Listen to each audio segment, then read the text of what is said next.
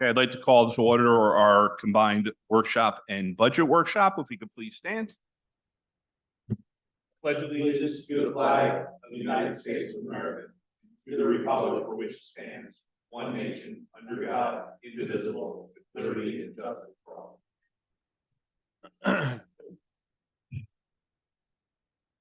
Okay, Mr. Beidle. All right, thank you. The solicitor's office is going to take number 2. He's working diligently to prepare that document and ready to review it. Okay. You're on mute. Sorry, Renee. Sorry, we didn't pledge. You're good.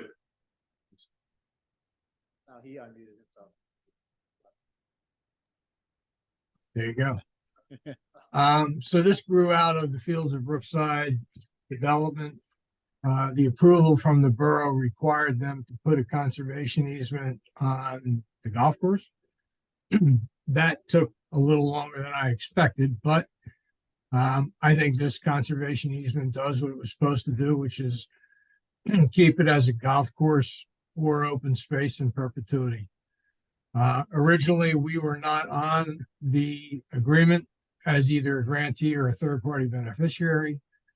We became a third-party beneficiary, and what's in this document protects all of the sort of interests that we have in keeping it a golf course and or open space. Okay. Any questions for the solicitor? Now, the only question I have, and this is probably more staff than David, the sinkhole problem that was happening in the borough, which is right behind where they're building those houses. Now, I realize the houses are in the borough as well. Because of the conservation easement or anything that we have to do with that, could we wind up in any kind of jeopardy if it's determined that the sinkholes are being caused by that development, that new development? No, we did nothing, frankly, Okay. with the review or anything else. We just are the beneficiary of this conservation easement, which is frankly a good deal for us. Okay. I would note, though, we have had residents on the fairway side that have registered some complaints about some potential excess water. Consultants are working to look at that area and see, what may or may not have changed, if anything. And we'll have an answer for them where we are. The only thing on the that's close to the fairways that would have changed is the retention basin for the new development is on that side. It's fairly large, fairly deep, but that's the only construction that went on over there. And it outlets to an existing swell shown on an existing land development plan from that neighborhood. So defining the swell and things of that nature that the homeowners may be responsible for could be somewhat impactful, but we're still reviewing the area with everybody. Okay. So you'll either have this for formal vote consideration first or second meeting in November, depending upon when the borough executes and when the country club executes. Okay. All right, manager updates. Thank you. I just have a couple about traffic and traffic studies and recommendations, just to let the board know what we're working on here with some of the things. So we are currently, we've completed, the traffic engineers completed traffic counts for the Shonik and Scenic View intersection for potential stop sign. He's still doing his analysis. There may be, if it's warranted, would have to bring it back and have you adjust the ordinance or adopt it. Scenic View and what? Scenic View and Shonik. Oh, okay. Yep. We had some residents that were at a meeting about that as well, and we had taken that internal complaint. So we're still working on that side of it. We're working on the draft amendment for the vehicles and traffic for stop sign at Parkview Drive North, at Parkview Drive South. So the engineering review has been completed on that. It's back and it's recommended that a stop sign be installed there. So we're working on that updated chapter. Confirming and reviewing that 25 mile per hour posting should be on Hillview Road, between, Cressler and Hillview there and the, South Whitehall border, the 78 bridge. Currently, I don't think anything's posted, so we're gonna make sure that we verify and then, have that. We'll have to update the code if it's 25, and bring that forward as well in that chapter. The speed boards are out on Sauerkraut as part of, our traffic calming. You may notice now we have some messages up, slow down if people are speeding. I've and seen all the taking messages counts. already. Good. So that's part of our traffic, first calming step. So we're going to continue to move those out. Working on the bridge weight limits. Engineering's prepared that. Legal also has that for the introduction into the vehicles and traffic chapter. Still working with the traffic engineer on a potential, signage down there on the Willow Lane corridor about trucks and, truck restrictions in the area. That's in process. Also have received word, that it's authorized to put a yield sign, on Riverbend Road at the bridge down on the bend. So a yield sign also requires a amendment to the ordinance. So, we'll have that, lumped in as well. So that's what we have going on for traffic studies, and things immediately that are coming forward. One other thing I would like to bring up is the pedestrian crossing at Brookside and Princeton. Trying to get the permitting process through PennDOT could be a interesting exercise and take a while, and so I'm fine with the putting in of the crosswalk in 2024 being out, but we should be getting the permitting done for that so that we can do it in 2025. And so do we need to put in a budget item for having the chats with PennDOT? I think general engineering will handle that unless, it gets to some kind of threshold where we're, exceeding a kind of thousands upon thousands of dollars. But let me confirm with that, and I think we can put it in that side of it. Okay, but I think I don't want to wait another year to Mhm. start the discussions with PennDOT. If it gets to a level where they think I need to add some additional dollars, I'll bring that back to everybody. Okay. That it? Everything good? Yeah, that's it for, the traffic study part. Just Yeah. Yeah, there, a lot of people use that path that goes from Brookside to Wild Cherry and Close to our new town. and watching Yeah. those people trying to duck and swerve to get through the traffic is interesting. Just a couple updates to the public and the board. We are looking for the first public reading of the budget on November 16th. At that meeting, the budget then has to sit for public view, with a potential adoption on December 7th. If we're unable to kind of come to some consensus this evening on anything we have, out there, I just want the board to be aware of this deadline, of where we have to go. At this point too, we only have the one topic potentially, the, conservation easement for the, country club that David's reviewed, for the first meeting in November. So, if we have to go a little longer on budget things there, we really don't have any other topics. Tried to get the authority to come out to, give their presentation.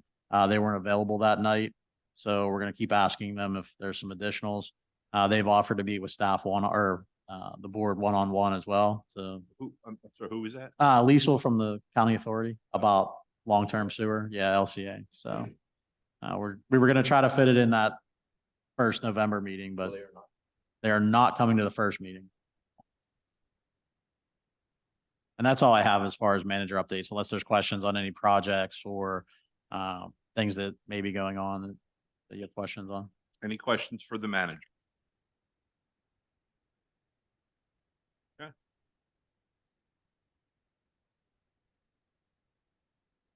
Okay, moving on, item 4, discussion on 2024 budget. Bruce, you said there were a couple of topics that you wanted to discuss other than the decisions that we have to make that I have all written down. Correct. I would just want the board to be mindful. I'd like to have some consensus on the sewer rates and the sewer I&I work, as well as with trash. If you can give us some guidance on that, I want to make sure we have that component Mhm. ironed out, and then anything with the capital budget, and I think we'll be complete then. Jeff, did I miss anything else we're waiting on?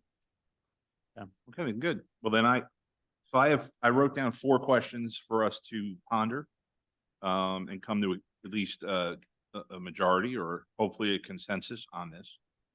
So the first one is just the capital projects list. We obviously have it within our binders. We also have the 5-year or 7-year readout. I want to try to put this in terms that everybody understands, or at least because I don't understand it half the time. Right now, if you look at the capital projects list, in terms of dollars available, and this is without reserves or anything else. So we have $1.310 million, which comes from property taxes. We have $25,000 in interest earnings. We have $445,000 in state grants, which are specifically earmarked for the path at the Hillside School.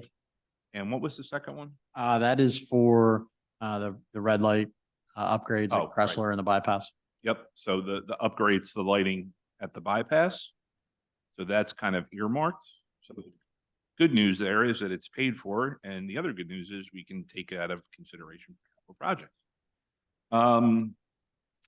That is the money that we know is available. Now, in addition to that, there in the line items, there's $650,000 that is from General fund transfer. general fund transfer. And there is $550,000, which is from the recreation fund or recreation impact, developer impact. 450,000 from the recreation, 100 from the developer impact for traffic, for the balance of the traffic Okay. light upgrade project. So 450 from recreation. Okay, so if we look at it just this way, just in terms of tax and the interest earnings, we're looking at $1.335 million. That's without taking from any other fund or any reserve. Now, if you look at the capital projects list, that puts us at a significant deficit to get everything done. The projects list is, what did we figure out, Bruce? 3 million, About 3,370,000. 3,370,000. Oh, That doesn't include the demolition of West Coastville and the leaf vac for Public Works, which is another, that total would be another 55,000 on that. So okay. you would be looking at 3,420,000. 425. yeah, 3,425,000.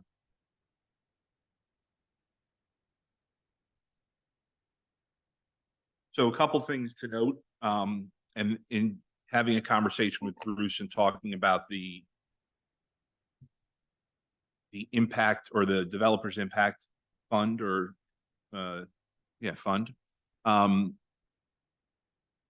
of the things Bruce has expressed, or at least, and I don't disagree with him on this, looking down the road, we have a couple of possibly significant recreation fees coming our way. But there's also the possibility that 2-3 years down the road, we may be looking at expansion of a regionalized park as we eliminate some of these play structures and fields within neighborhoods. So it might be a good idea to kind of hold on to what's there, or at least hold on to a majority of what's there to put with what's coming in, so that as that happens, we know the money is available. You're probably looking at about a $3 million project in today's dollars when it all comes down to it. A lot of things have to happen and they may not happen. You know, I think there's land acquisition involved there. There's a lot of planning that goes on. But that's something to consider as you're thinking through this. And then obviously there's in here is built, I believe, $1.125 million in transfer from reserves, which is a aggressive number. But I think the best way to do this is kind of go through what's on this list to determine what the final number would be so that we can determine then how to pay for it. I'll start with, the first one is the playground equipment. So playground equipment right now, the line item is $893,000. That would encompass replacing 2 play sets this year, Wild Cherry and Danfield Run, which would be relocated to Spring Ridge Crossing. As I understand it from staff and Bruce, the Danfield one is an absolute must. That has to go. And not replacing it would be a mistake, and at least placing it someplace else or a little more central. Whereas the one at Wild Cherry could be another year worth of use without having to do both, which would take that number from 893 down to $400,000. And I would note as part of that 3,425,000 that we just spoke of, that did not include both play structures. That only included the Spring Ridge structure. So,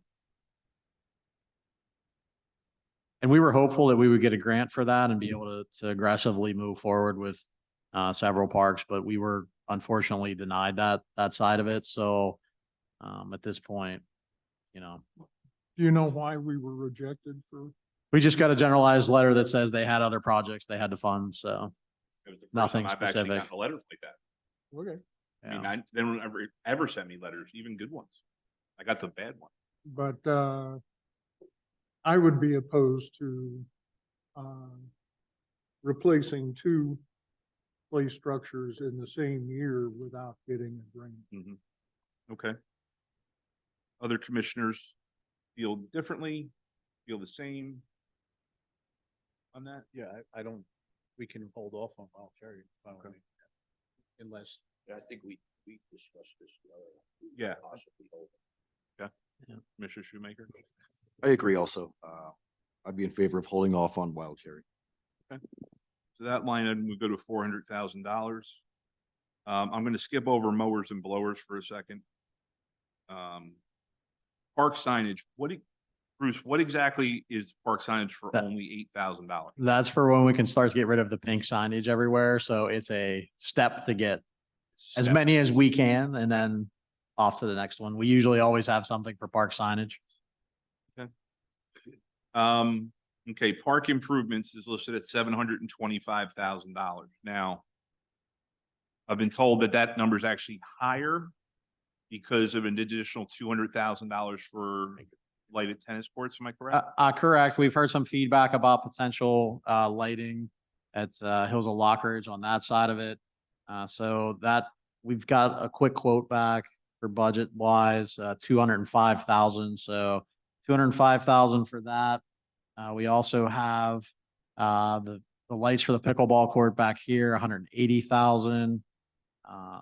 The proposed lights for Quarry, 250,000. And then tennis court replacement at Wild Cherry. That was our priority internally for 230. That's a complete overhaul. There's a path that's gravel over there now. Would like to finish paving at Wild Cherry for 30. And then start the Kratzer Farm plan design for the parking lot, the fishing pier. The only reason I didn't put more dollars in that this year, when talking to engineering, we think with permitting, it may take us till May or June. By the time we put a bid out, that's 3 more months to bid it and award it. So we're pushing winter. I mean, we could, but we didn't want to overpromise and not deliver. So that's what that that item, contains there. So So I'll get you a quick total here on. 930, I had it down. Does that sound right? 9:30. Right? 930? So that brings that to $930,000. Okay, and I believe with LMYA, there was agreements to do some improvements. And are those included in here? The batting cage is a little further, was further down, in this side of it, I'm pretty sure.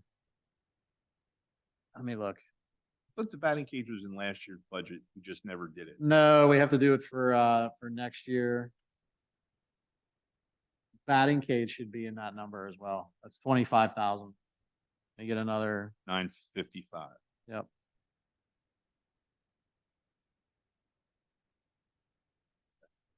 No, just a question. You brought up the Kratzer. Is that not something we could use the funds for, the open space? Yeah, that is open space. If you would want to fund that side of it, sure. Well, I'm just, That Yeah, could be just an, trying to figure- that's an opportunity for anything that, any of these projects here, I believe, you could fund in this direction. They are open space and open space improvements. So you could look at, Kratzer on that side. You could look at the tennis courts. You could look at lighting. I'll confirm with the solicitor, but It's I'm a pretty sure big that that's difference. open space And what is, improvements. what is the number available to us? I know we've had this discussion 3 or 4 times, but it's still a complicated explanation. Close to $1 million. A little over $1 million. We think we'll finish this year, 1,000,000, like 300,000, 1,250,000, somewhere in that neighborhood. And then the next year, we think we'll be up another 330 maybe. So about 1.5 million end of next year, without budgeting anything out of there. So do you think if it's $1 million this year, it would cover all of these projects? Because isn't it half for improvements, half for maintenance? but we It's- had that 600 from sale. Oh, that's 650 right. from sale. That's bumped what it. bumped it up. Yeah, it's correct. It's one half of each year's total. So we'd want to make sure when we ran that calculation out that we were actually taking a half. And I think we are because we're financing the rest of that. So yes, you could, So conceivably, all of these park improvements, including what you just added, could be covered by that fund. But I thought there was only like, after debt service, I thought it was only like 250,000. Well, but we sold land, so there was extra money. right. You would, To sell those 9 acres back. Yeah. in that first year, I'm sorry, Ron, 600 and something. Yeah. 621.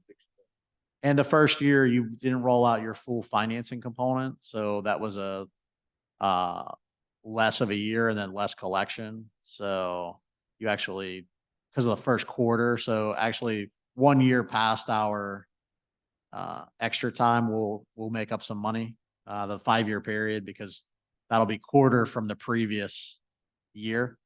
So yeah, you figure we would have to confirm the 250,000, 500,000 per year could be used for improvements out of the 2 million. Improvements and maintenance. And maintenance would be another 500,000, right? If we collect 2 million a year, you could break down the factor of $1 million and then that has to get split. So I would say, I would think that between the Wild Cherry tennis courts and path paving and the lights outside here, you're looking at maintenance. Whereas the lights at Quarry, the Kratzer Farm design would be improvements, Correct. which would probably have you somewhere in that 500,000 range. Provided that it's legal. Correct, because that's cumulative over the last, Right. 2 years.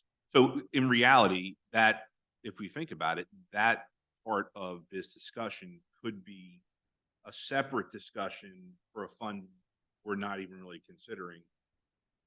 That's correct. I think the policy the board would need to decide is, as the people that voted for that earned income tax, did they, was it the will of the township to buy just land with it? Buy land and make improvements, or buy land and just maintain it? So I think that's the question for you gentlemen, how you feel, your constituents see those dollars. Some might say that was just, I voted for that just for land. And land only. You can put me in that. Landowner. And you know, if you get to a point where, land comes back on the market, and then I just think it's important to note to the board, if we spend that, we might have 2 million left by the end of this. If you guys come and see something on the official map and say, oh man, we really want to have that, I might have to come back and tell you we're out of dollars. So I just want to put that out there, but I think that's the component. You know, what do you feel best represents where it is? Well, I think most of us work the polls for the open space. The big question was, once we get this open space, can we use it? Yeah. And I told them, absolutely yes. we can. And correct me if I'm wrong, any of our open space, any citizen can go on it and walk around or. Yeah, it's public land. It's public land now. So, the Dorney property, Wiener, Bratzer Farm, even the property up on, Mountain Road. They are, and there's even some up, near, Maple Grove, I believe. We have some. Where the It might town- be preserved. That might not be ours, but that might be preserved. Well, maybe, okay, but, they may go on there and use it. I mean, you can't destroy crops. Didn't tell them that because a lot of, open space is farm. But they can walk the hedgerow, walk the access road, walk the river. But is that correct? That's correct, as I understand it. It's all public use, and that is passive open space. Right, so to answer, and I said all this because improvements to them, to the public to use it. That's the way I took it. That's what they were voting. Correct. And at one point, we need to just remember, at one point, the law, especially when this was going through, only allowed for those dollars to be put to open space purchase with the open space monies. That did change to any open space, passive or active. Commissioner Robert. Okay, the concern of having the money available if other lands become available, I think is a significant.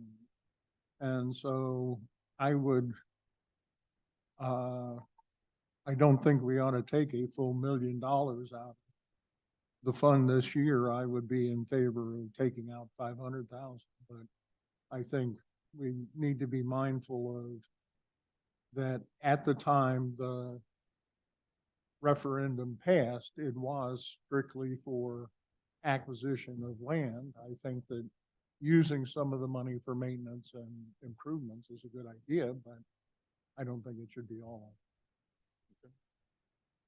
Commissioner Ward, Commissioner Shoemaker. Yeah, I agree with Commissioner Robert. I think, I think using the 500,000 helps us greatly. At least enough to get a lot of this stuff done, and if we have other monies budgeted towards it. So, as much as I'd like to use the 4 million, oh, my time's up. Sorry, Mr. Seaman, please sit down. No. As much as I like to, I hear the valid argument about, Yep. you know, the referendum. Hey, does that 600,000 for the turnpike sale, that falls into open space money, or could that total amount be used and not affect the open space fund? Because that's an addition to it. Well, we had to technically, since we bought that with the tax dollar, we had to put it back into that fund. So that's why you see that extra 621 Right. for your million. But we made money on open space. You got back, they paid us the per acre value of what we actually bought that land for. Boosted the fund. Correct. 600. Commissioner Shoemaker. Yeah, I think Manager Vital made a great point about making sure that we're prepared for the future in case any other land acquisitions would arise. And I think that should be our primary focus. Very good. Julie? Just, thank you. Our citizen representative. Speaking on behalf of 33,000. Julie McDonald. Yeah, just insofar as the referendum, I wanted to say the interpretation that you're using, I agree with. However, the verbiage I think that was really used at the time for most people was not so much even preserving open space, it was controlling development, which I mean, really means the same thing in the end. But then if you're going to make a decision with how the money is used, there's a difference there between your two definitions. And it comes back to controlling development, leaving it open. Well, I work the polls and I push.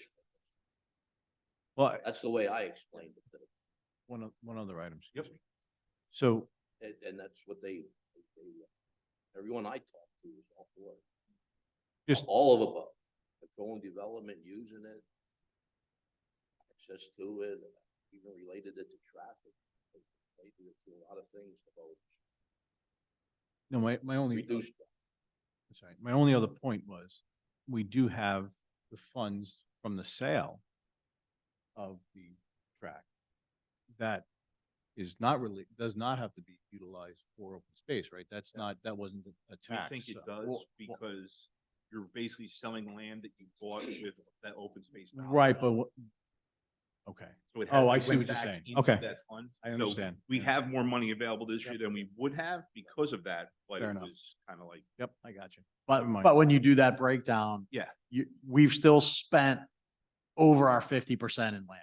Right. Even with those dollars coming back, the way we calculate it, you've met your basic threshold. Understood. You don't, That- oh, go ahead, Commissioner. That sale was a big windfall, maybe. Yeah, They would have taken that anyway. mhm. And I think we got a really good price for it. Oh, we got more than we would have if they took it from us. It's what we paid. I know, but the problem is once we paid for it, it became open space, the value of it Yeah. changed dramatically. Well, it was said. Yeah. It was said. I would agree with everybody, what everybody said. The one thing I will always point out when it comes to things like this is, this is one of those, I like the fact that the residents voted for this. I think it helps us do a lot of things. However, the backside to all of that is we still have a lot of things that we have to pay for. And at some point, we either have to raise their taxes or take away the homestead rebate, which is going to make people a lot more upset than if you're improving a park with funds that they've already voted to help open space. But that being said, I do agree. I wouldn't want to use it all because I think you're cutting your nose off to spite your face. But if you did 500,000 of that, that would take that line item for park improvements down to 455 as opposed to 955. Right? Am I tracking that right, Bruce? Correct. And is everybody okay with that if we move forward in that direction? And I would note, maybe this will make the discussion a little easier then. If you add those projects in, besides the batting cage, which I forgot, the difference on that is like negative 795. So if you would choose to utilize that 500 from the open space, you're really talking, negative 295 now at this point, which would leave you with a fund balance of, I'd have to run the fund balance on here. You're probably talking about, you'd have 2 million maybe left in capital projects. We anticipate about 1.15 at the end. So you'd be about 500 better than that, about 2 million. The next two line items here are kind of, we don't really have a choice, have to be done. One is swimming pool capital improvement.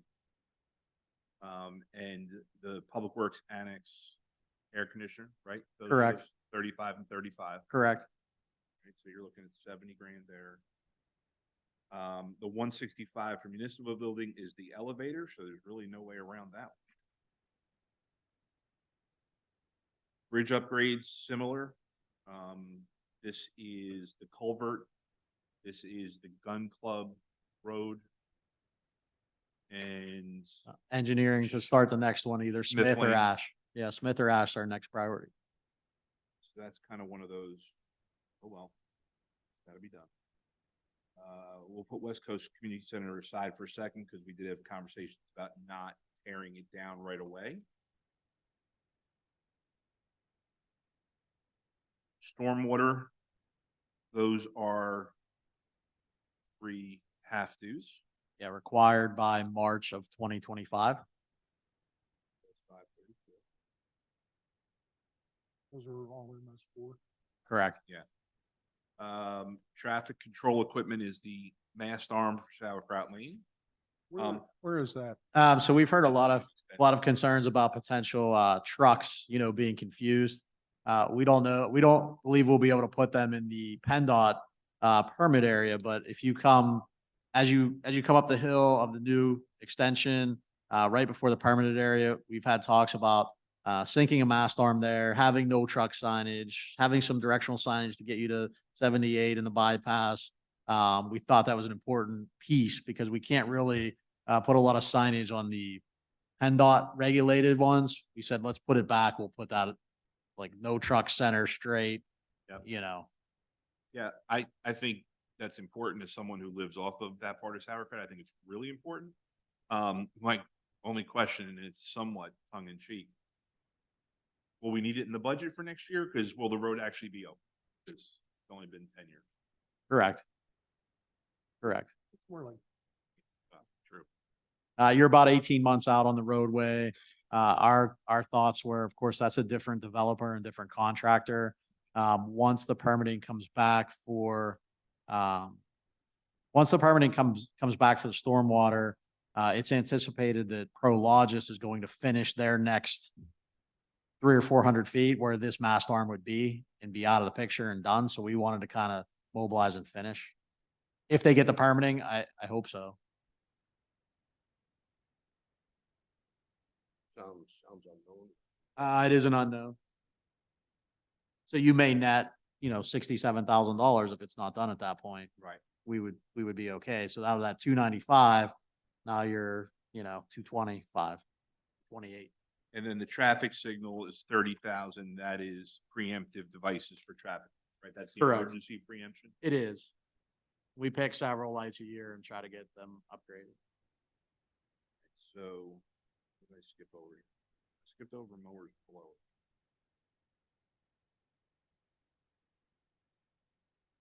Bike trails and walking trails, that 195, that's the hillside, right? Correct. And that's grant funded. We don't have to worry about that. What was the other part of the grant for?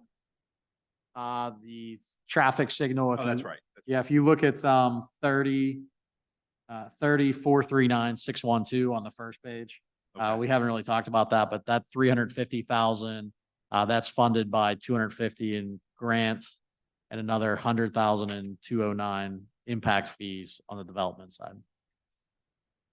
So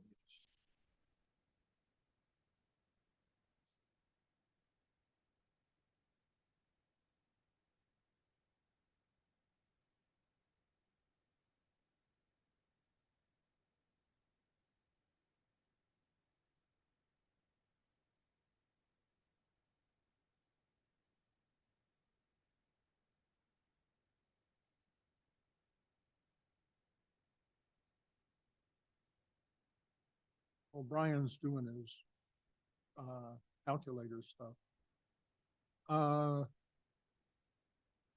We really ought to come up with some kind, we've talked about trucks several times. And as far as what is the actual useful life of a truck and how long should we keep them and all of that stuff.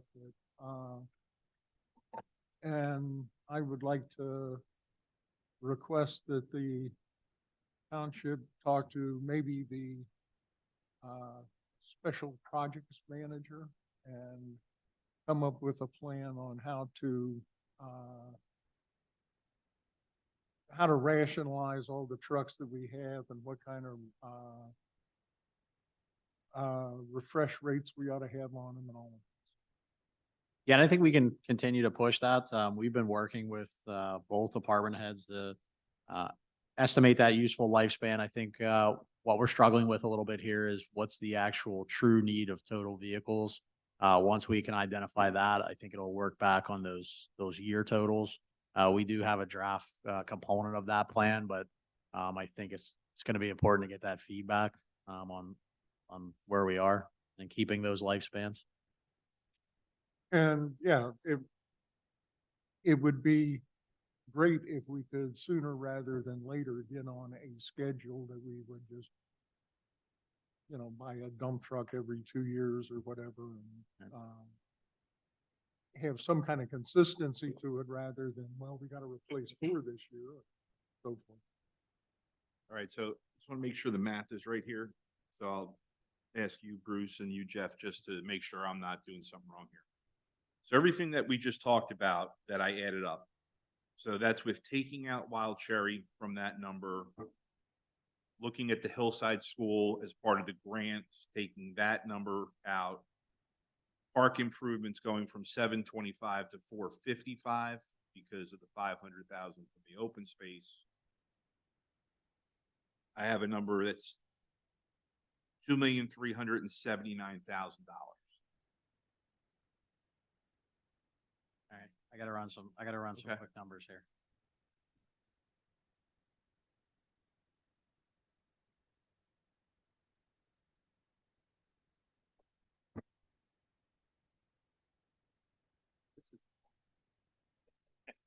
Never done this before.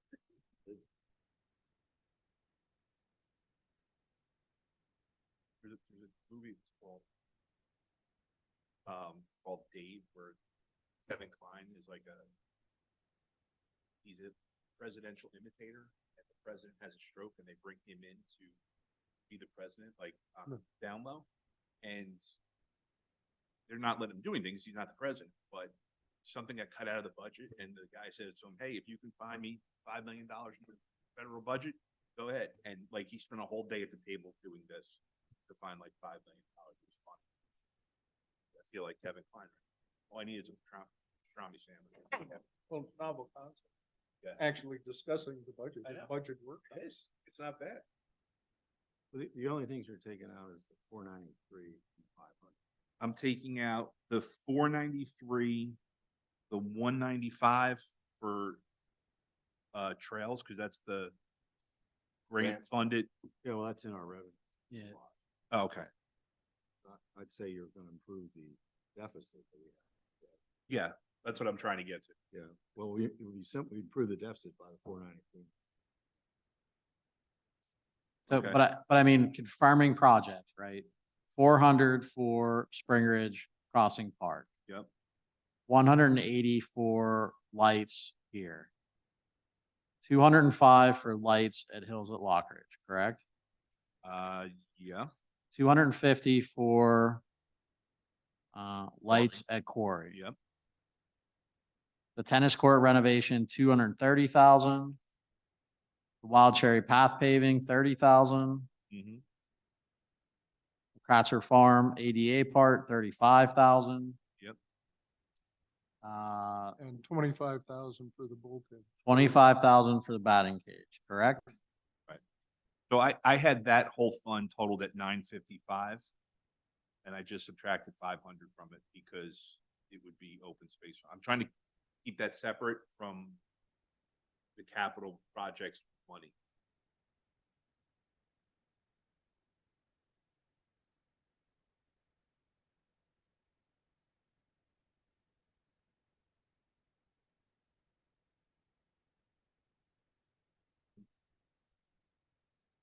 Right.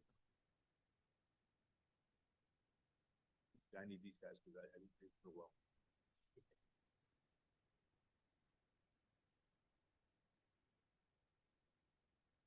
All right, so you're $1,355,000 before the open space money. Say that again? So that's 855,000. 1,355,000.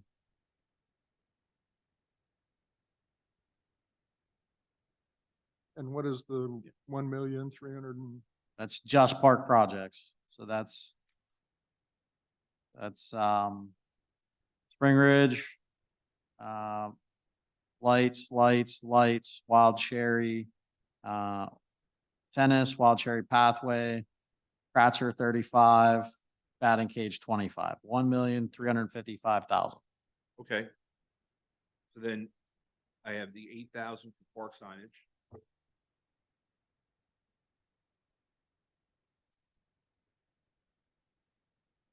Let me start running the spreadsheet here. Okay. Cause I gotta make sure we're. Yep.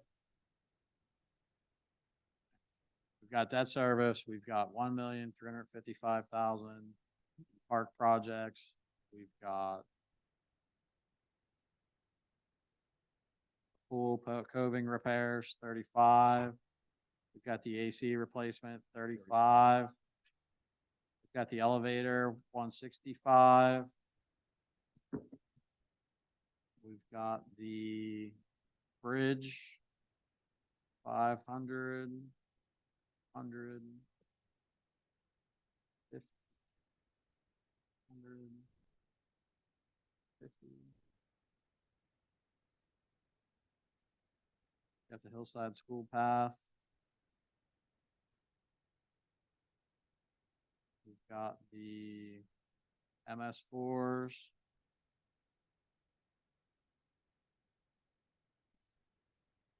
Got the traffic mast. Got the preemption.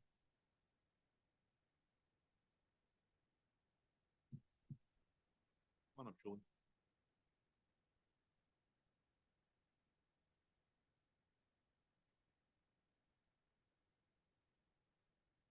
$205. Yes, Julie. As long as he's adding, I'm just wondering, when we start talking about several places where we're putting in lights, is there any kind of little equation tweak that the, I don't know, manager or the finance director use to address electricity? Or doesn't this kind of lighting affect that? There is an electricity cost. I don't know if it's quantifiable, 'cause it depends on how much it's used. Yeah, I don't think it's a whole lot. And we escalate electricity just out of inflation, it's sort of the crap. So, okay. And Yeah. they are, It's all LED. yeah, I was gonna say, they are much more energy efficient type of Gotcha. lighting. Thank you. Well, It is something to think about though. Yes. If we start to see, use and everything else that direction.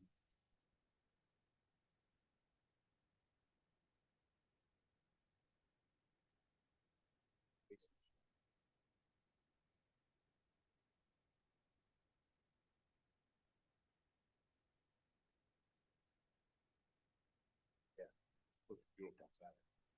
Close to 35. Get downstairs. Keep it forward, right?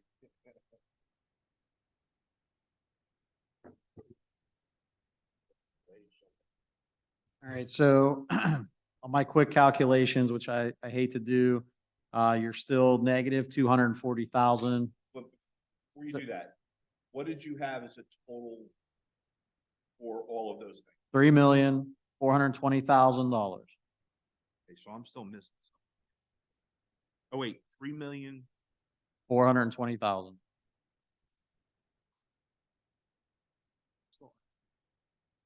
So you're including that entire park improvement, right? Correct. Okay, so that's part of it.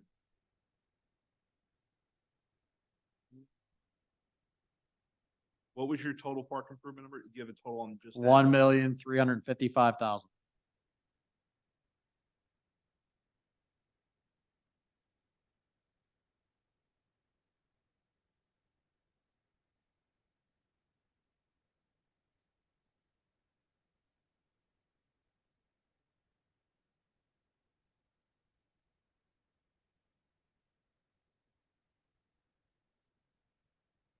What do you have?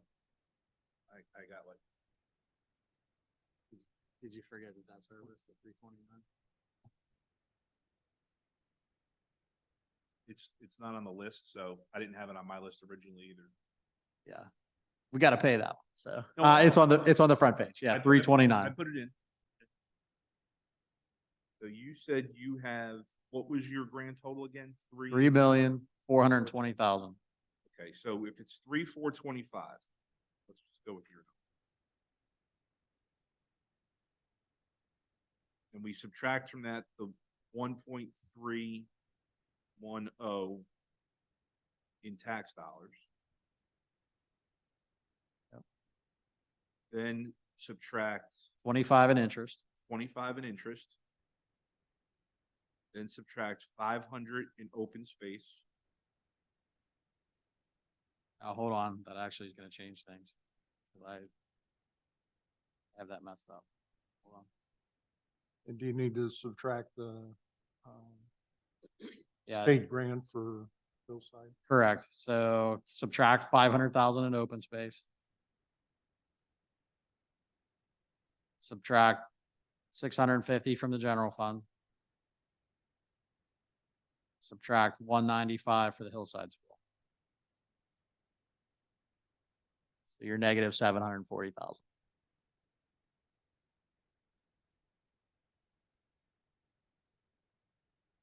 $500,000, what percentage of that? Approximately of the Four- open? 40% of what we have in there. So you said we're minus 40. 740. And what is the developer impact fund? I zeroed that out at 0. 'Cause it didn't seem like we wanted to continue to take monies out I'm of just there. saying, but what was the number? I had it at 450. 450? If you include that, now you're at 290,000 negative. Well, I wouldn't do it all, but let's just say you took 200,000, you'd be negative 540. Yep. And then what was proposed in this budget was a transfer from reserves of 1.125255 if we had to do everything. When in reality, we could do everything on here for a reserve transfer of $540,000. Leave you about 2 million as fund balance in that account. About 2,100,000 fund balance at the end of the year of 2024. Works for me. Is anybody opposed to using $540,000 to balance the capital budget from reserves?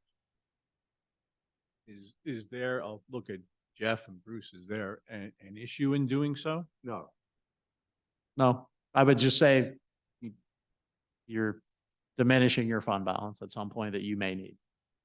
we are earning good interest now. Yeah. Well, I look at it this way. Before you didn't get much out of anything, so it's a little different. I mean, I look at it this way, for years and years and years, we haven't really, when we've done fund balance use, it's been debt service, or it's been something, it's never feels like it's anything concrete. Well, you spent about 20, well, not you, this board, the boards, when they became first class since then, spent about $23 million in fund balance. So it was a pretty substantial amount. And I think potentially people didn't recognize how quickly that was moving down. When this went from a second class township to a first class, there was about 15 million in the bank. So there was a lot of dollars depleted. But again, I want to just point something out though. When you say we're 2 million at the end of 24, that also does not incorporate other monies that are set aside for, like, we have to have a certain amount in for the, what is it? Operating reserve. Correct. Operating That's- reserve, The 2 million you That's- talk about is just fund. That's capital balance only. just capital balance. Yeah. Capital balance. There's monies in other funds. Right. But I don't want to give people the impression that it's gone from 15 to $2 million. It's 2 million that's fluid or at least liquid, Correct. not put aside for something. And that, Well- that 2 million is actually from the COVID fund. Correct. And so it's expensing some of the COVID funds that we've accumulated. Right. And I mean, when you talk about what we spend it on, we bought fire trucks. A lot of fire trucks. We bought a lot of land before there was an open space fund. And when I say non-concrete, it's all these things that we've had for all this time that make this place great that we're not improving. I mean, if we could do it for $500,000 and get all that stuff done in 1 year, I will tell you right now, from a capital improvement standpoint, it's by far the most we've ever done as a township in the 10 years I've been sitting. I mean, I'm excited about it because it's tangible. You can point to it and show Yeah. somebody, go look at this or go look at that. It's changed. Changed a lot. A lot. You're right. Education for a lot of people. It is. Our plan. It is. All right, so everybody, no problem with the 540. Then that wraps up the capital budget. Sounds good. That was the first question. That was the hardest. That was the first. Only 3 more. The next 3 are easy. Okay, second one, SOAR rate increase. It's really, do we go 5%? Do we not go 5% this year? I think we should go 5%. Bruce, do you want to, I know you said that LCA is not going to be available to come in to speak to us probably for another, probably towards the end of the month or within a month or so. Can you shed a little bit of light on what they're anticipating as far as what you know in terms of timeframe? Yeah, and the piggyback, that was gonna Mhm. really help. Yeah. You know, make an educated. Yeah, I decision. agree. We were hoping that we were going to be able to see that. Yeah, especially off of, I think last year when we had this discussion, it looked like if there was no increase, at some point it would be 30%. Like that was years down the road, 3 or 4, like in 1 year. So, we had a company, PFM, work on a rate study for us. We used some base modeling on, what the township's, cost requirements may be. Of course, they were a ballpark, with all the agreements through the authority. And we found that it was necessary that we, look to, encompass 5% rate increases each year to, smooth over the eventual, projects and project-related debt from the authority.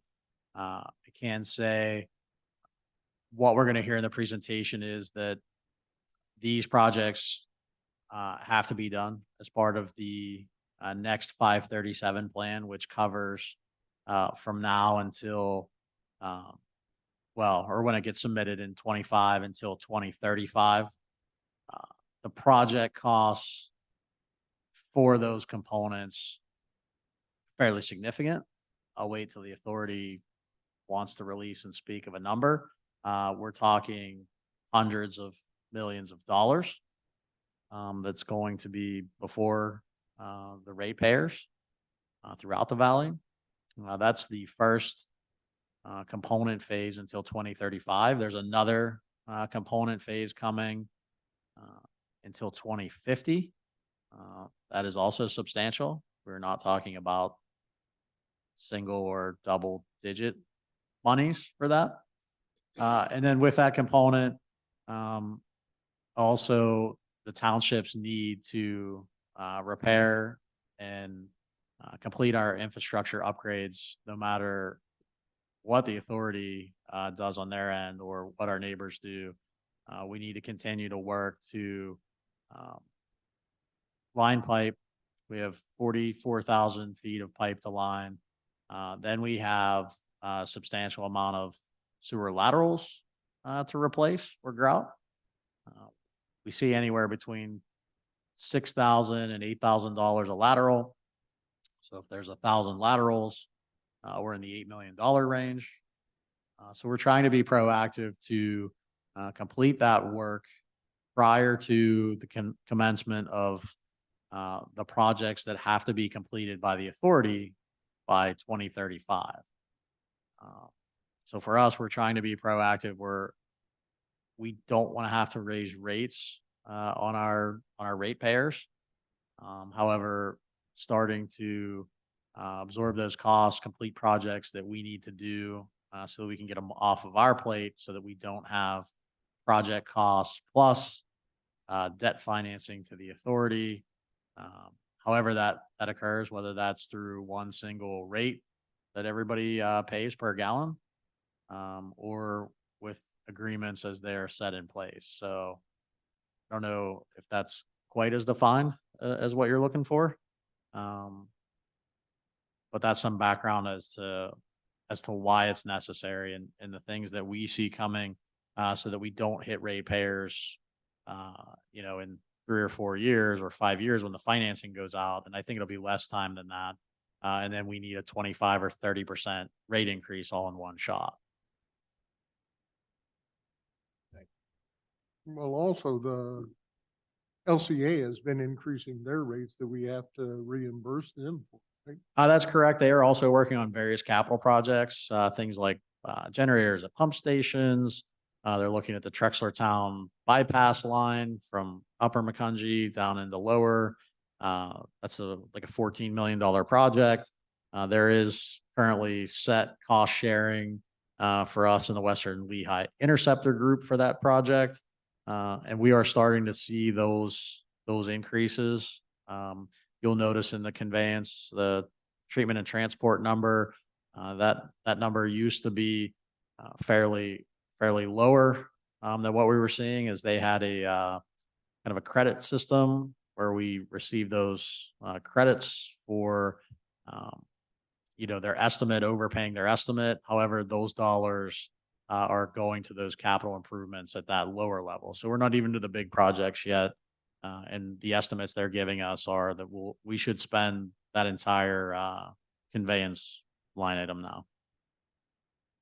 That was helping us build fund balance at one time. So we're trying to be very mindful of that. Any other questions about that for Bruce? Just one comment. As we discussed I guess mainly I discussed, we brought the I&I down what we've been historically putting into it and counteract that 5% increase. And we have been putting a great amount into it. And the question was, we were going to find out if we were meeting the minimum requirement for I&I repair. Would 850,000 meet that, like we historically been giving? Because what is this proposed budget's I&I? 1.25. It's historic high. And also, I believe you had mentioned, Bruce, if I remember correctly, that would complete the I&I. That would be one of 2 years. The I&I that's identified would be one of 2 years. It would take 2 It's years. 44 and we're doing 22. Yeah. So it would take a year out of that. It would take 1 year out. We'd be a year ahead. Technically, we have a list of projects, so we're really not ahead until we get the laterals plus the lining. So you are spending to try to get all of those items completed, if that makes sense. Whether the time frame on it, if you would want to put a time frame on it, correct, you could go 1 year sooner. However, that just gets us 1 year to the next step, which is taps. So you could prolong that. Kind of ask engineering on where we have in our reporting what the numbers are to get back. I'm waiting on those still to make sure we're in line with the work we've presented and proposed. But yeah, I mean, if you don't do it now, at some point you have to have to continue to do that and get to a point where, you know, you get to the next step. And again, I am pushing for this because I'm against the 5%. Because as I said before, that bill will come in one envelope. No, come September. Unless a miracle happens, the bill is gonna jump. I don't think like any of us can even guess at the waste. I'll take a guess. Yeah, I'll take a guess. And I would say that the residents will be paying between their sewer and trash, probably $1,000 or $1,100 a year. By the time that all shakes out. It's a significant number. 60% jump. It is. Approximately. It is. So that's because right now it's 80 times 4. Correct. So like 360. Right, so Yeah. it's pretty close to what I just estimated. It's a lot of money. Not to interrupt you. It's a lot of money for A lot of ratepayers. money. And again, we're not cheaping out with the I&I. We put 800 into it. That's a heck of an investment, which we've been doing. But anyway, that's my argument. I am not for the 5%. But I am one of us, just one. I'm not for the increase, but I just think it's inevitable. I just think we have to. I don't want to. I feel like it's coming. It has to happen. Yeah, none of us want to. Right. So exactly. So that's, you know, certainly would rather not have to have this conversation. But I don't think we can, I don't think it would be right for us not to do this and let the residents get slammed in a couple of years with a ridiculous, I mean, it's gonna be ridiculous now. It's gonna be far worse in a couple of years. If we don't do anything now. That's my opinion. Commissioner Shoemaker. Yeah, typically I wouldn't be for it either. If it wasn't inevitable, like township manager said, I wouldn't agree just to hold on to the money just in case. But if it's guaranteed coming down the line, it may be the best option going forward. I'm going to say Commissioner Breitler has slowly pulled me to his thought process on this. That being said, I and SOAR is the gift that keeps on giving. And I talked to Bruce about this. Instead of doing $1.25 million to do 22,000 feet, if you did $853,000, you could do 15,000 feet. It would take 3 years instead of 2. But Bruce reminded me that that's just like part one of this. And then after the lining, it's the laterals. And after the laterals, it's the taps. And it's never going to end. It's never going to end. There's no good way out of this other than not have SOARs, which that we're way too far down that road. I don't want to increase it. I really don't. I'm tired of that going up every year. And if I thought we were doing it as a way to make money, I would absolutely be against it. But I don't think there's a way around it at this point. So, you know, I'm more skeptical than I've been in the past. I used to just take it at face value that this is absolutely going to happen. And the people who know better than I do keep telling me it's going to happen. I want to be more skeptical about it, and I want to say no, but I don't think we really have a choice. All right, so that would be a 5% rate increase for this year. The next question is part and parcel to that, the SIP lining. Do we keep it at 1.25 million and do 22,000 feet? Do we do less and go at $1 million or 850,000? Again, I think I just gave you my opinion, which I wasn't intending to, but it gets done in 2 years. It means in year 3 we're doing something else as opposed to getting it done in year 3, and then in year 4 we're doing something else. It's never gonna stop. It's never gonna end. I have a really good way to describe it, but it's apropos and it's not for public. It's daunting. Well, actually, you know what though? it did end for a while. It was coming at us with the executive order. Administrative. Administrative order, it was yeah. coming. Yeah. It was coming. And then guess what? It vanished. For what, 8 years? Just went away. And it, Yeah. and where is it? I don't even know where it's at now. Just went away. So I guess that's what you say, skeptical. Yeah, Yeah, I'm skeptical about it I am. I am. But And again, scared to see. because that, I'm good at repeating because I'm getting old. It was coming at us. There's no question about it. but Coming from that end of the dais, it's coming. unless I'm misunderstanding something, it's our infrastructure. So this is still our sewer lines that need to be Yeah, you know, well, in this part of. the right, discussion, well, yes. that's what I'm talking. Yeah, I You, think that. you could slow it down, you know, as Rich would say, if you didn't have that kind of deadline, and you didn't have that debt looming for the large projects that we don't have control over, you could stretch that out and you could say, yeah, we're at 250 or 400 a year. We're going to just do this to upgrade our system. I think that necessity of the big project happening is what the push, at least from my end, to recommend to the board is get this done and get it out of the way. yeah, and I think what Commissioner Beitler's saying, and where I starting to agree with him more, is it almost feels like Big Brother keeps threatening us with a big project coming down the road that's gonna cost all this money to make us do what we should be doing. And will that project, I know it's gonna happen because I understand about Fines Island and the amount of waste we're treating now compared to what we used to by increased people here and all that other stuff. And I&I is important because basically in a lot of cases, we're getting rainwater because other places aren't doing what they're supposed to be doing, which is exacerbating the problem.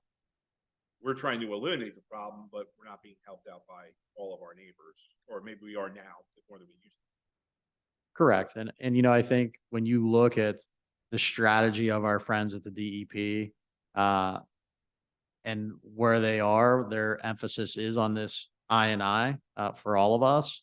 And it's evident by the re-rating, the hydraulic re-rating that they only allowed at the plant, because they have those, we've had those significant overflows into the Lehigh River.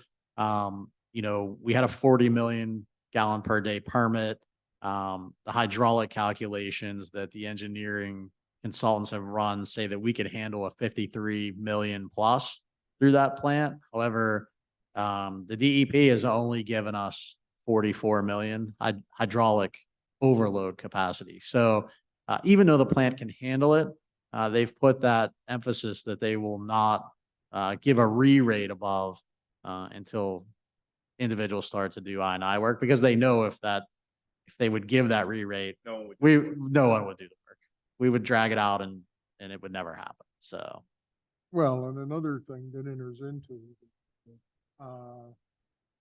the cost of doing the repairs is not going to go down if you look. when we did quick math just before the inflation that we've been seeing, right? You were talking 15 years ago, if individuals would have moved and got the projects going at a county level scale, you're still talking 7 million a year just in inflationary construction costs before this market. So in 10 years, you're up 70 million on a project just because 15 years ago or 10 years ago, they waited, people waited, which is interesting when you look at that overall cost total. So I support the 22,000 feet. Commissioner Shoemaker. I also support the 22,000 feet. You want to go? Don't know what Yeah. I don't support the increase because we were told. If I'm wrong, correct me. This I&I is the least of our problems.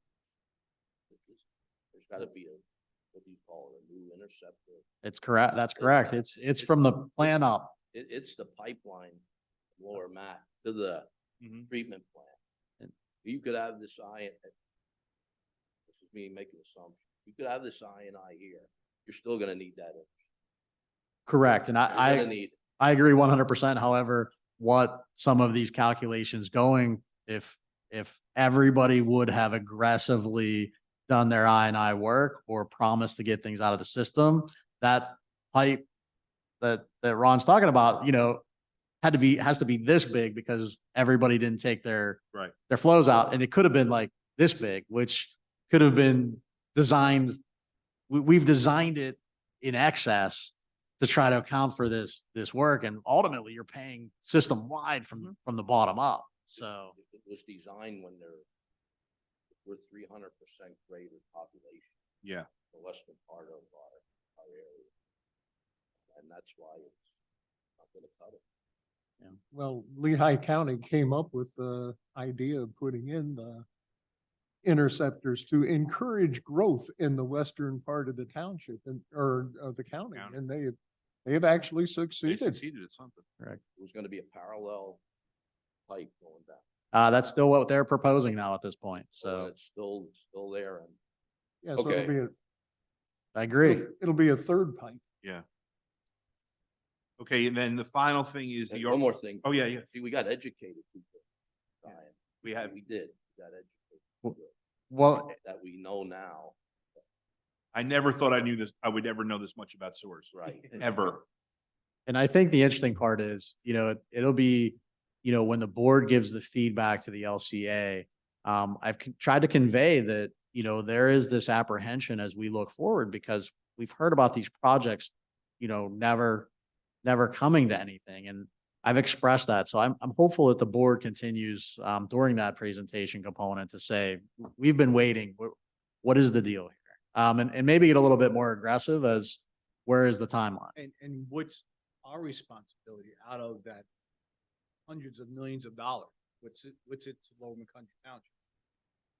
That would be great to know too, because it's not all us that are gonna be responsible for this bill at some point. And I would say right now, if you look at some of the sewer operating budgets, I don't want to misspeak, but there's some numbers floating around about some transmission and things of that nature. I want to say it's around 12 or 14 million. Upper Maconjie's like 6 to 8 of that. We're another 2. So between 2 municipalities, and some system wide, that's over 50%. So that number, if it's several $100 million, we could be on the hook for that as a municipality. So, as those break through, that's why we're looking and having a rate analysis at the county level as well to say, how many gallons go through? Can we do what you actually flow? Then the people that don't care about their I&I that haven't been working on it for years, they're going to pay just as much because they're flowing it through the system than if they would address it and cut those back. So we're looking to try to see what that true rate is or where agreements currently sit on the cost share. And as I understand it, that was a big issue with the last time this got to this point. No one could agree upon how these things would be paid for. And that's where everything broke down. And we need federal and state funds to help us out because it's too large for municipalities to undertake. One more comment, not an item. Going back to that bill that's coming, I was discussing it with someone this week, and a couple people, is municipal garbage mandatory? Because it was brought up, a lot of our neighboring municipalities pay their private haulers. Renee, you were right, Correct. private hauler. You could go back to a private hauler. I mean, can you still have municipal garbage in some residents hire a private hauler? Well, we do We because do of here. HOAs. So technically now they do. Fairway. Yeah, they choose their own hauler. Even, there was a house, I know that's a yeah, can of worms. Yeah, The there was- questions are out. there was a house on Yeah. there was a house on Hamilton Boulevard that had like 3 apartments and they had a private hauler. So when you get more than 3 units, you have to have a private hauler here. That's part of our ordinance. So even if you're residential, that steps you to the next level. Yeah, 4 are considered commercial. And less than 3. 3 or Option. less, you can is there an go with. option To get a private hauler? No, Three or less, you are on the township's hauler per the That was ordinance. the question. Correct. Yeah, and as Renee said, I don't believe there's anything besides that requirement. There's no law like in the state that requires you to have one hauler. But I think that between her and Stan, they can speak to the fact that even their current garbage bills were, twice as much for limited garbage. They're, all of those things because they're individuals trying to negotiate their own garbage contract. It was always the deal to have. But now it Yes, not be the case. So, yeah, Stan and I actually had the same waste hauler and they basically told us, we're dropping you in 3 weeks. So it was on us to find our own garbage hauler. Waste management wouldn't come into the area. And then I got a quote from Whitetail that was $140 a quarter. It's trying to get, if you have a municipal hauler, you get a cheaper rate. Yeah, I have friends up in Copley and they have also get their own hauler and they're paying, I think it was 110 or 120 a quarter through Bergie's. And again, that was, again, themselves and their whole neighborhood has all different people, so. Well, And I always laugh because as a kid, my garbage got picked up Monday, Wednesday, Friday, Yeah. 3 days a week. It blows my mind that it's only once a week. Yeah. well, when I moved in, to the township, there was not a municipal hauler. And, so I live on a little cul-de-sac and you'd have 4 different garbage trucks coming through there and they would pick it up twice a week. So, yeah.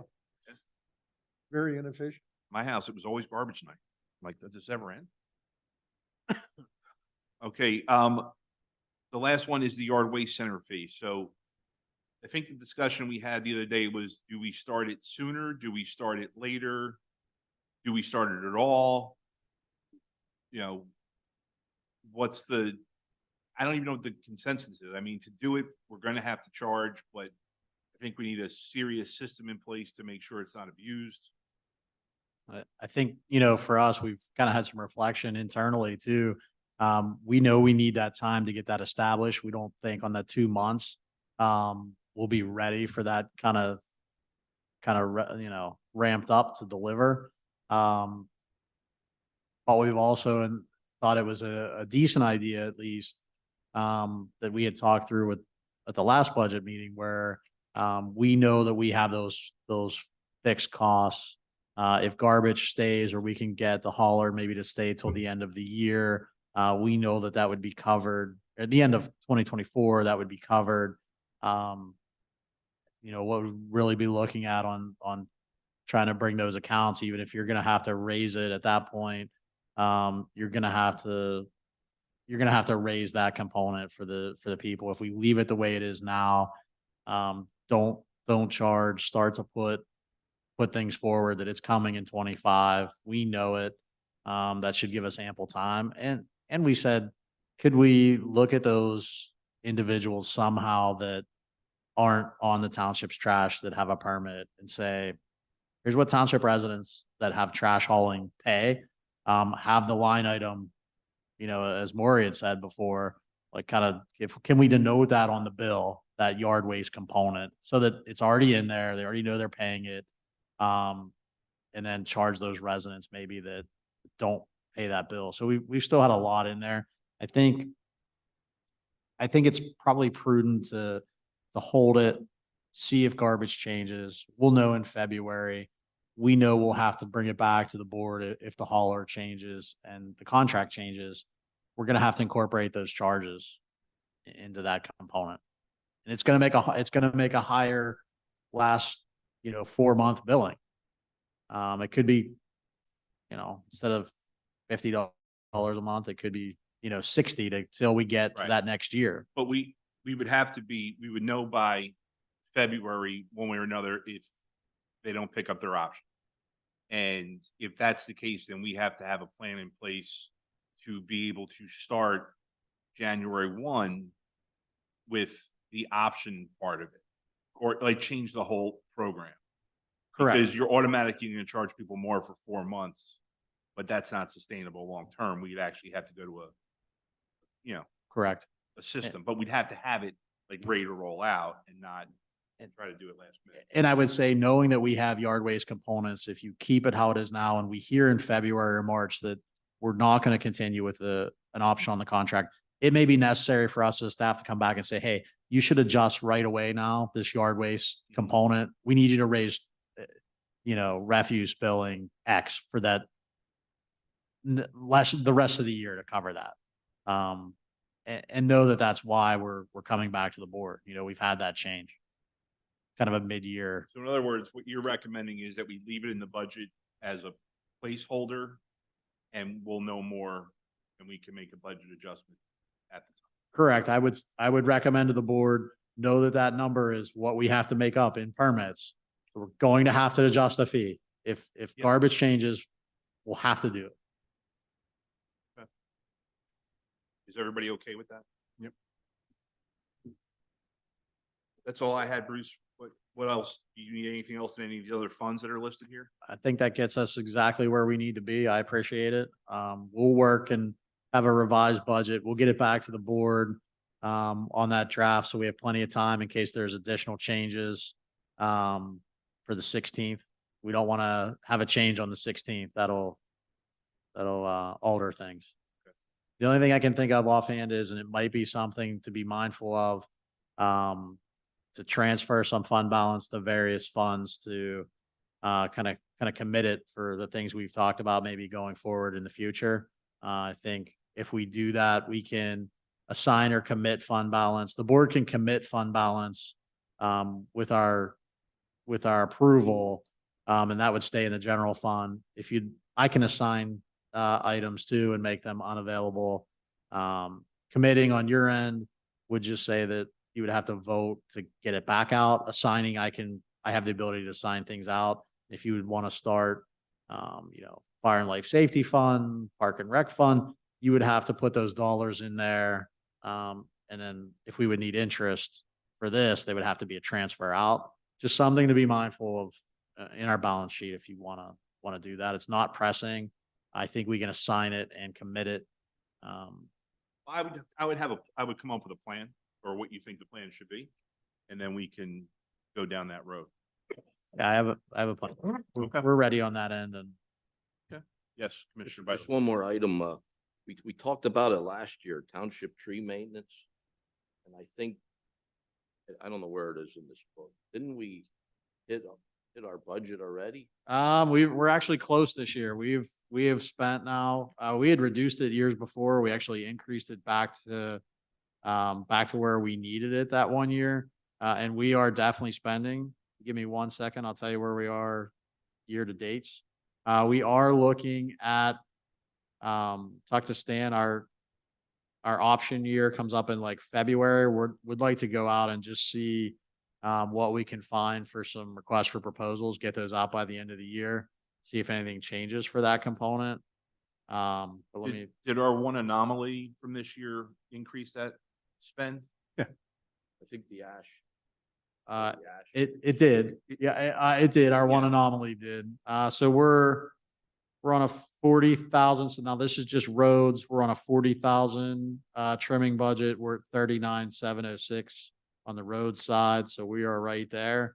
And then on Stan's side, parks, we budgeted 75 and we're at 65 right now with some additional trees we have to take down potentially by the end of the year. So we did eat up what 28,000 worth of additional trees we weren't expecting to remove. But yeah, we're close to the line here on tree stuff, and we'll keep getting aggressive. I know under parks, we have 75,000 in the new budget. Correct. Just think it's gonna exceed that. Just getting around the township, there's on the open space of the parks, East Texas Park, there's dead trees all over. Well, and So also in the floodplain, all of the greenway, there's a good many dead trees. And what is our policy on dealing with those? Well, we've been fortunate enough to partner with the authority, as the authority has been coming through for line maintenance since they're down in the floodway. They didn't do any this year. We did the last couple years, so we've been trying to grab those trees in the floodway and the greenway as they work through. So that's worked out fairly well for us. But we've tried to manage those when we see them or we're aware. We'll go and grapple them out when we can to clear those obstructions. So The reason I brought it up, I think we should get bids for some of this big work. And I'll cite the Seam Road project. That our price that Stan got, you got a lot better deal by going out. And this, We did get a much better deal going out, but we're also told that company lost a lot of money because, that's their problem.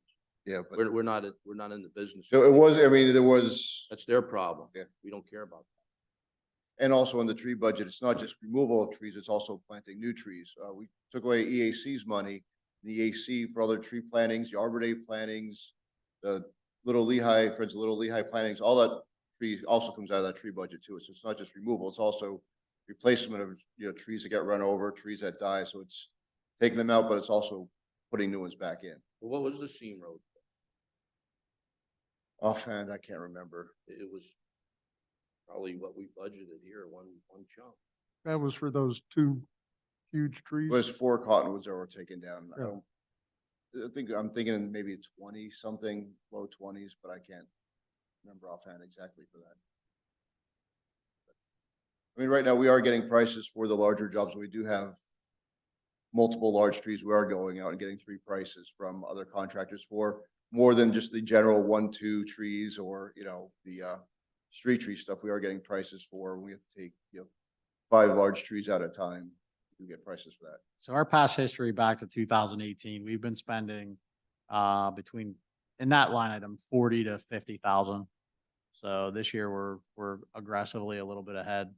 But that's where we've been ballparking. The lowest 28,000. That was like is 18 like 2020, and then all the way up to where we are now. This is probably our highest year. But it is our highest year since 2000. Oh, wow. Yeah. All the way back to the beginning when I started trending. So, And I think it's just gonna grow. The cost to remove dead tree. agreed. We've taken a lot of open space since then with a lot of trees. And what Mari had, that's a lot of dead trees. Bruce, what kind of made me think of it when you mentioned the authority. Have we had any conversation progress or anything on connecting the trail on the road that they built in the preserved wetlands? So on that end, on that side, no. On the Willow to Princeton, Wild Cherry to Township building, I've once again reviewed with the authority that these pathways are in our long-term plans, in our next 5 to 7 year plans, and we've worked to get estimates. As they have these discussions with that parallel line or another force main that may go a different direction, I've continued to offer and say, I think, the environmental push we may hear from residents about potentially digging through the greenway and the floodplain is probably going to be fairly mitigated by the fact that if a trail goes on the top of there, we would be looking to, of course, participate in, that funding stream for sewers. If we're doing sewer improvements, those sewer dollars as part of the access to that line, if it just happens to have a paved pathway over it. So we have discussed with them further. We've provided what the engineer gave the board earlier in the year for those projects and kind of cost estimates. And we look forward to that being a positive that would come out of this. So I think once again, as we hear from the authority, it might be a good reinforcement that they, hear that we look forward to, as negatively as that may impact the area with another interceptor, it would be positive to have a trail network. I mean, it would be nice to get that trail finally connected only because you got two parts that we're never gonna be able to build a bridge between the two, the way as far as we would have to go. Whereas that would be a nice remedy. We still think we can get to that bridge for like 400. We've revisited that. We continue to look at it without Original taking bridge or the, a newer bridge that doesn't have to meet the PennDOT multimodal bridge spec that has to be 300+ feet long. We think that we can potentially accommodate in there. Got the bridge in Spring Creek. Yes, That's Yes. $1 million. correct. because it has to go like 7 miles. Yeah, it was like 315 feet or 325 feet. So I think we'll be, we might be able to get that connected. Then the piers have to go down. Yeah, Yeah. they were all the way down looking for that. So we could drive a truck over the bridge for the grant for the state. That went away. Okay, and another thing associated with the trail discussions. Kratzer Farm, I think we ought to put in grass pads So rather than that it's what, $2 million worth of pads that are proposed to go in there? So we've already talked internally about making some pathways at Kratzer mirror what we've done at Camp Olympic with the cross country track. So we've had those. We just actually talked again about how we want the diameter to be in that area, but see if we start to have grass and some improvements, if we start to see more people in there then too, whether they walk the ring on the outer side, get that connected into the neighborhoods, grab up by Bogey, and see what we can do and make that look a little more presentable. If you've been to Camp Olympic, those pathways there actually look pretty good on the grass path. So yeah, we're looking sooner than later on that to try to knock that down and be ready for next year. See what happens. See how much work we can get done and get it looking somewhat kept down there. Find a use for that trail opener or whatever that equipment is. The one thing that I would press upon staff, especially with all of these capital projects that we looked at, is to try to get moving on them sooner rather than later. You know, I hate to have a big budget spend for lights at parks and things and then not have them installed till like November. You're missing all the outdoor season.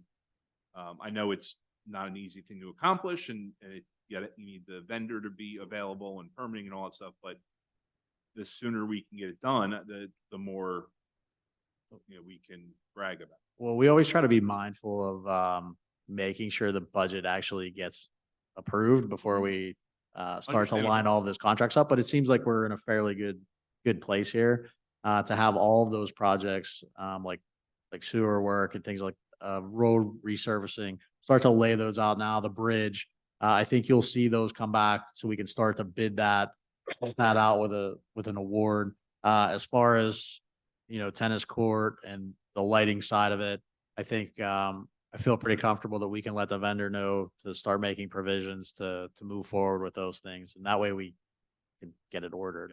Yeah. The only one I think we might have issues on the quarry side. I have engineering trying to look at where we can go with that, but yeah, I think the sooner the better. I just have a Speaking couple. of projects with length of time, the flag project, where are we at with the veterans flags and the utility poles? Where you at with the veterans flags? I mean, we've seen the cycle go through. Yeah, it's May been is like half a dozen 6 times. years. I put a request in for PPL to look everything. It came back that we need engineering studies for the flags and the poles. So I'm still working on that. It's a lot more than just putting a flag on a pole. There's a lot of wind load and other things that PPL needs you to sign off on and get engineers to approve before it's even just put up there. Maybe get the specs from Emmaus or Did all did the you other talk towns to- that have them. Did you talk with Emmaus or Valley? No, I put in the permit, you go to PPL site and they put all the permitting, you put all your information into the permitting, they want to know all the engineer stuff. I'll talk to Emmaus and see what they, after that. They did it in no time. But do they put on PPL poles or do they put on their They're on own? PPL poles. They're not on their own light posts? Oh, they are. Okay. And I think we went over this. They're on PPL poles. It'll be The done. only reason I know it, I work with.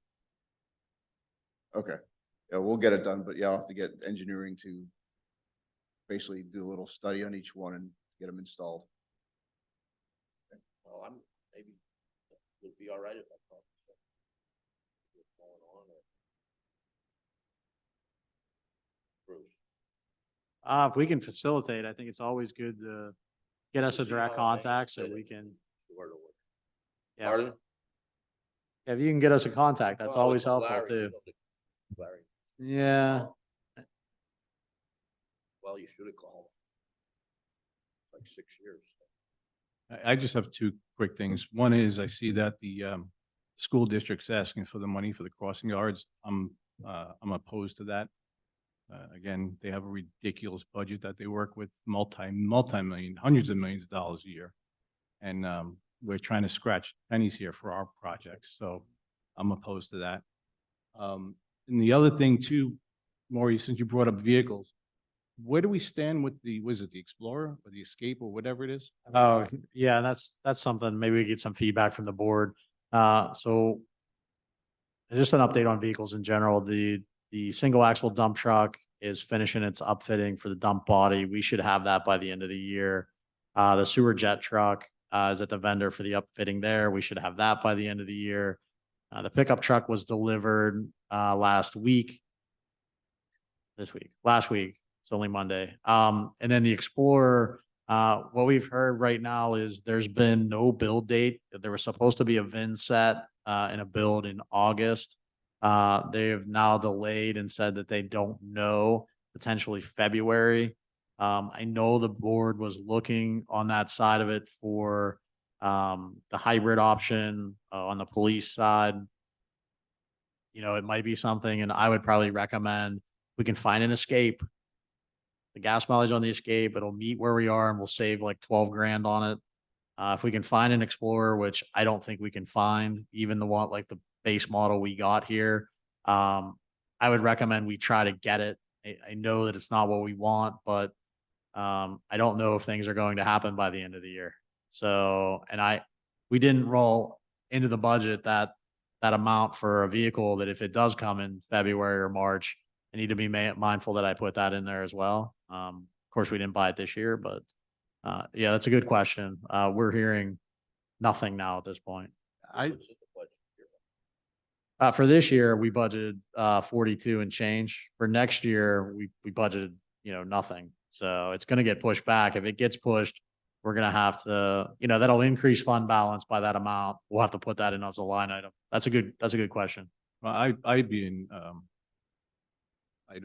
fine with, pivoting towards a gas one if we can get one, especially since they're cheaper and they're, probably just gonna be as energy efficient as the hybrid for the amount of driving that they're gonna do in the township. That's fine. Yeah, I mean, I don't, I'm fine with, I was gonna say, I'm fine with getting a car at this point. I mean, and I only say that because with the auto worker strike, what's going on at parts, who knows when they're gonna start building? If there's no build date at this point. Yeah, there's been no VIN. Usually they'll release a VIN, like we give it the pickup trucks. They tell you that like you're in the build key, and then they issue you a VIN and then that it's getting built. This, we heard, like I said, August. Oh, you're gonna have the VIN by August. We've heard nothing now at this point. That was a hybrid. Correct. That was a police package. So the interceptors have a hybrid option. We would actually then have kind of downgraded all the police items that we didn't need, like the spotlight and vinyl seats in the back. I would say get it. Go ahead and get what you can get. Let me see if I can find something. I appreciate that. That's a good discussion. The one positive thing, our fleet. Our dump trucks get on the road. They They do. look good. And our fleet services, actually, when they inspect them, they wash and wax those things and clean them out, all the way down. It's impressive what they do on that end. And then actually the staff here, the code staff, there's a vacuum downstairs and everything else. So they'll shine the tires. They got some armor all down there and they try to keep theirs good too. So There was a competition, I think. All right, anything else for this evening? Okay, we are adjourned. Thank you, everybody, for a very productive budget cycle. That was exciting. Thank you, gentlemen. We appreciate it. We'll get the draft back.